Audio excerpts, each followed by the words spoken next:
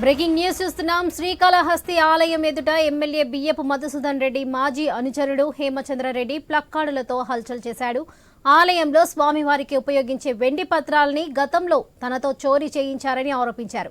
వాటిని బెంగళూరుకు చెందిన ఓ మహిళకు అమ్మినట్లుగా చెబుతున్నాడు. ఆ సొమ్ము తిరిగి తనకే వచ్చిందని వాటిని ఎమ్మెల్యేకి అందజేసినట్లుగా పేర్కొన్నారు. తాను చేసిన తప్పునకు శివయ్యను క్షమాపణ కోరుతున్నాడన్నాడు. ఈ విషయంలో తిరుపతి ఎస్పీ కార్యాలయంలో ఫిర్యాదు చేసి 2 వారాలు గడుస్తున్నా పట్టించుకోలేదన్నారు.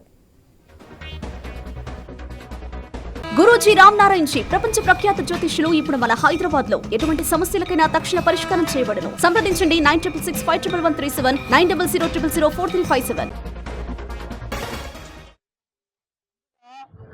ఇక్కడికి రావడానికి కారణం ఎమ్మెల్యేతో అతని కుటుంబ సభ్యులతో కలిసి ఈ గుడిలోని వెండిని నా చేతులతో తీసుకుని బెంగళూరులో వాళ్ళు అప్పగించమన్న చోట అప్పగించి తప్పు చేశాను కాబట్టి శివయ్యని క్షమాపణ కోవడానికి ఇక్కడికి వచ్చాను.